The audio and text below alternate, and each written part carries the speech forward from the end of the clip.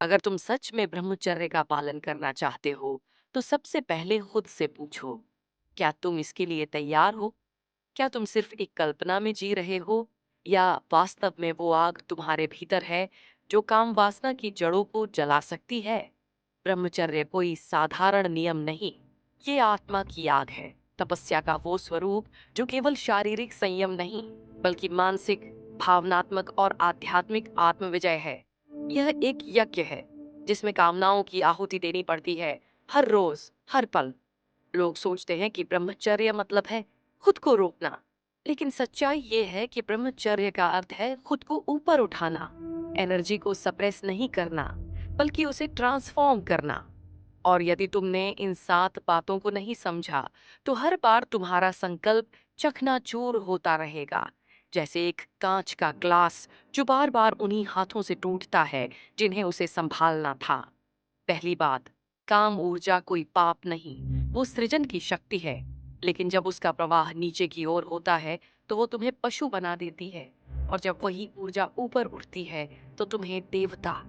ब्रह्मचर्य का पालन तभी संभव है जब तुम समझो कि तुम्हारे भीतर की ऊर्जा किसी भी दिशा में जा सकती है, या तो विकृति में या फिर तपस्या में।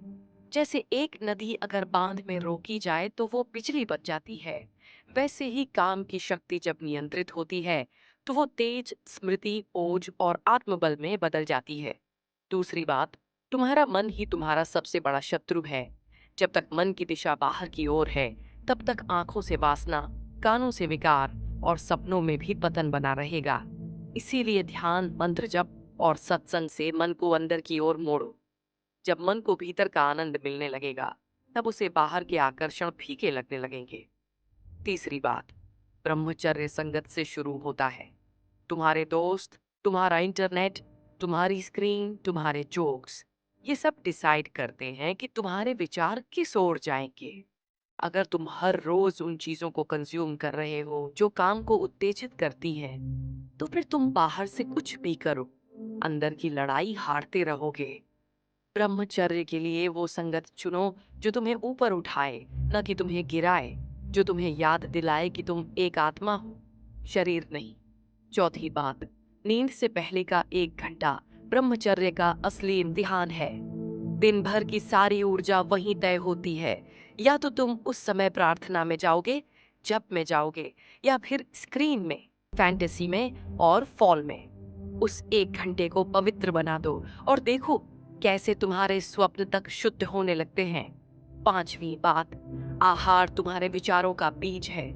जो तुम खाते हो वही तुम्हारे रक्त में आता है, वही तुम्हारी सोच में उतरता है। तेज, मसालेदार, उत्तेजक भोजन तुम्हारे अंदर की वासना को बढ़ाता है। अगर तुम चाहते हो कि तुम्हारा मन शांत हो, संयमित हो, तो तुम्हारा भोजन भी सात्विक होना चाहिए। कम खाओ, शुद्ध खाओ, प्रेम से खाओ और ईश्वर को अर्पित करके खाओ। यही ब्रह्मचर्य की खाद है। छठी बात, ब्रह्मचर्य बिना उद्देश्य के बोझ बन जाता है। तुम क्यों ब्रह्मचर्य का पालन करना चाहते हो?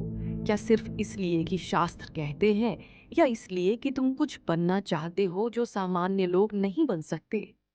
ब्रह्मचर्य तभी टिकता है जब उसका उद्देश्य महान हो, जब तुम्हारे भीतर आत्मज्ञान की, ईश्वर की, तेजस्विता की एक गहरी प्यास हो, जब तुम्हारा लक्ष्य सिर्फ संयम नहीं बल्कि आत्मा का जागरण हो, तब तुम्हारा हर त्याग एक अमृत बन जाता है।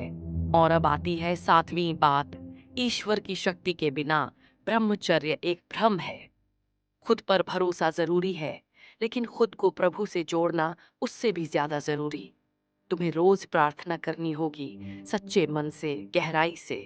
हे प्रभु, मुझे मेरी दुर्बलताओं से मुक्त कर, मुझे उस तेज से भर दे जिससे मैं खुद पर विजय पा सकूं। क्योंकि जहां इंसान की शक्ति खत्म होती है, वहीं से ईश्वर की कृपा शुरू होती है। और याद रखना, ब्रह्मचर्य एक दिन, एक सप्ताह या एक वर्ष का संकल्प नहीं है। यह हर पल की लड़ाई है, एक युद्ध जो तुम्हारे भीतर रोज लड़ा जाता है। हर बार जब तुम्हारे मन में कोई वासना उठती है, हर बार जब तुम्हारी आंखें भटकती हैं, हर बार जब तुम्हारी इच्छाएं तड़दहाती हैं, वहीं तुम तय करते हो कि तुम एक साधारण मानव हो या आत्मा के योद्धा।